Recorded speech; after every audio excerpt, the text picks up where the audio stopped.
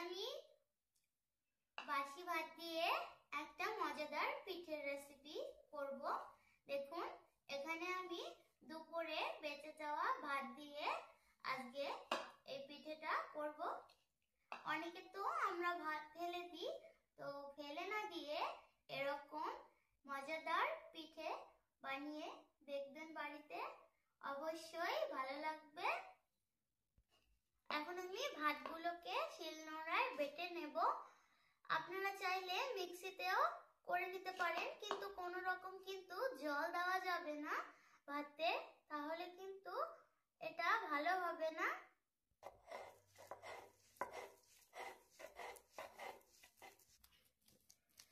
বেটে নেওয়া কিন্তু হয়ে গেছে। এইভাবে আমি সব ভাতগুলোকে বেটে নেব।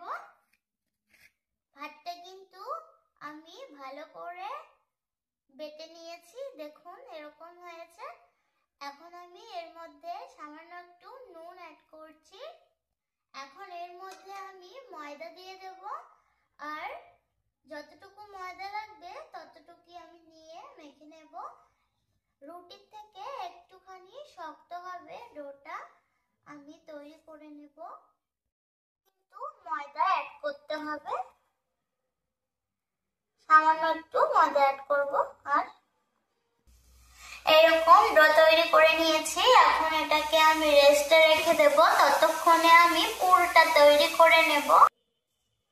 কড়াই বসিয়েছি, এখন আমি কড়াইয়ে আখের গুড় দিয়ে দেব।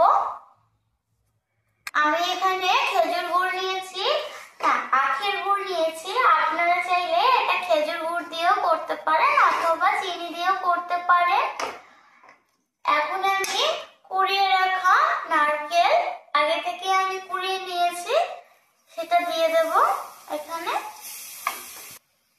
এখন নারকেল কোড়ানো আর গুড়টাকে ভালো করে নেড়ে চেড়ে নিতে হবে, নইলে কিন্তু এটা তলায় লেগে যাওয়ার সম্ভাবনা থাকবে। আর জালটাকে কিন্তু একটু লোয়ে রেখে এটা কুক করে নিতে হবে। গুড়টা কিন্তু প্রায় হয়ে এসেছে। এখন আমি এর মধ্যে একটু এলাচ গুঁড়ো দিয়ে দেব। এই যে এলাচ গুঁড়ো দিলে কিন্তু খুব সুন্দর একটা ফ্লেভার আসবে। আর একটুখানি আমি নেড়ে চেড়ে এটাকে কিন্তু নামিয়ে নেব। এই যে পুরটাকে নামিয়ে নিয়েছি, পুরটাকে এখন ঠান্ডা করতে দেব, ততক্ষণে আমি পিঠের গুলো তৈরি করে নেব। এখন আমি ডোটার থেকে লেচি কেটে নেব। আর দেখুন এরকম শক্ত হয়েছে। একটুখানি শুকনো ময়দা আমি এখানে দিচ্ছি।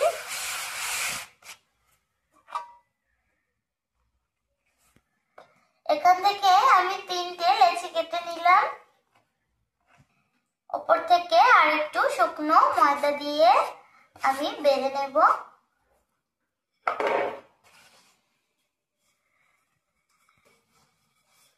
এইভাবে আমি রুটিটা বেলে নিয়েছি। দেখুন একটুখানি আমি মোটা করে বেলেছি। এখন একটা গ্লাসের সাহায্যে আমি কেটে নেব গোল গোল করে।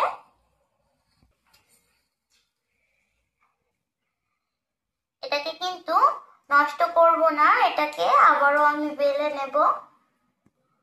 তো এইভাবে আমি সব রুটিগুলোকে বেলে কেটে নিয়েছি। এখন আমি পিঠেগুলো তৈরি করব, সাজিয়ে নেব পিঠেগুলোকে। প্রথমে আমি একটা রুটি নিলাম, তারপর একটুখানি পুর আমি দিব, দিয়ে ওপর থেকে আর একটা রুটি আমি দেব, দিয়ে এইভাবে ভালো করে চেপে নিতে হবে দুটো রুটিকেই, যেন কোনোভাবেই ফেটে না যায়।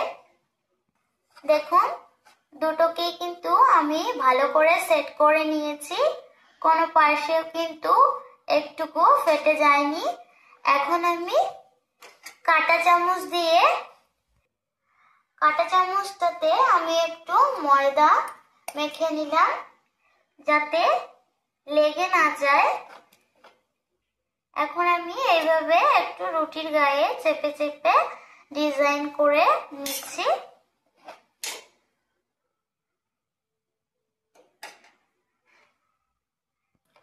এখন আমি এইভাবে চেপে চেপে দেব, তাহলে একটু ফুলের মতো হবে।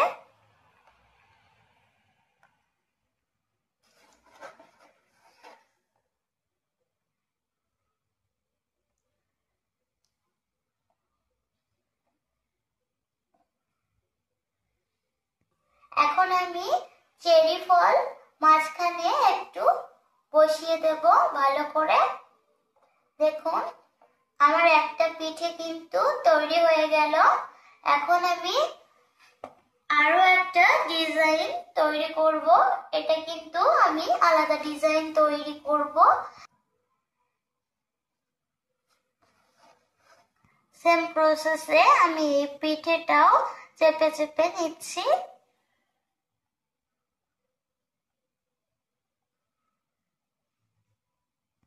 এখন আমি কলম দিয়ে একটা ডিজাইন তৈরি করব।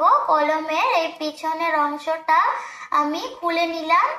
এখন আমি কলম দিয়ে এইভাবে চেপে চেপে নেব, একটা ডিজাইন তৈরি হয়ে যাবে।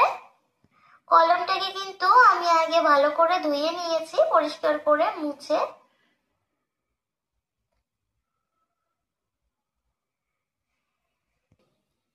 এখন চামচ দিয়ে একটু করে এইভাবে চেপে চেপে দেব।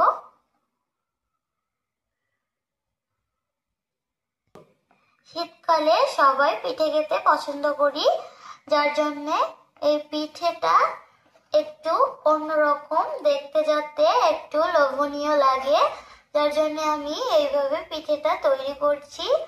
আশা করি সবার ভালো লাগবে। হয়ে গেছে আমার আর একটা পিঠে তৈরি। এইভাবে সেম প্রসেসে আমি সব পিঠেগুলো তৈরি করে নেব। দেখুন আমি দুটো ডিজাইন এখানে করে নিয়েছি, এটা কলম দিয়ে আর এটা কাঁটা চামচ দিয়ে করেছি। এখন আমি ভাপিয়ে নেব, যার জন্য একটা ঝাঁঝরি নিয়েছি। এখন একটু ঘি ব্রাশ করে নেব ঝাঁঝরিটাতে। আপনারা চাইলে সাদা তেলও ব্রাশ করে নিতে পারে। ঝাঁঝরিটার মধ্যে সাজিয়ে নেব, ঘি ব্রাশ করেছি, তাহলে কিন্তু আর কিন্তু এখানে তলায় লেগে যাবে না পিঠেগুলো। এখন যতগুলো পরিমাণ পিঠে এখানে ধরবে ততগুলো আমি সাজিয়ে নেব। জল কিন্তু গরম হয়ে গেছে, এদিকে আমি ঝাঁঝরিটাতে পিঠেগুলো সাজিয়ে নিয়েছি। এখন ঝাঁঝরিটা এর মধ্যে বসিয়ে আমি ঢাকা দিয়ে দেব। 5 মিনিট ঢাকা দিলে কিন্তু এটা হয়ে যাবে।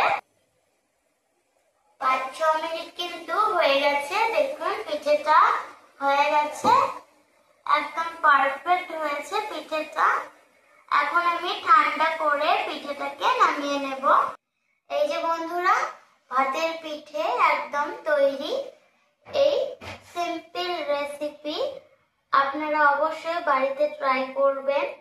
আমি একটা ভেঙে দেখাচ্ছি। দেখুন পুরে ভর্তি, একদম কিন্তু কাঁচা নেই, খুব সুন্দর হয়েছে। দেখুন আপনারা বাড়িতে অবশ্যই ট্রাই করবেন শীতকালে একদিন হলেও এই রেসিপিটা ভাত দিয়ে। আশা করি আপনাদের সবার ভালো লাগবে। ভালো লাগলে একটা লাইক করে দেবেন, আর চ্যানেলে নতুন হলে চ্যানেলটিকে সাবস্ক্রাইব করে দেবেন। অবশ্যই আমাকে জানাবেন কমেন্টে আজকের রেসিপিটা কিরকম লাগলো আপনাদের। রেসিপিটা যদি ভালো লাগে সবার সঙ্গে শেয়ার করে দেবেন। ভালো থাকবেন, সুস্থ থাকবেন। আজকের ভিডিও এই পর্যন্তই। Bye bye.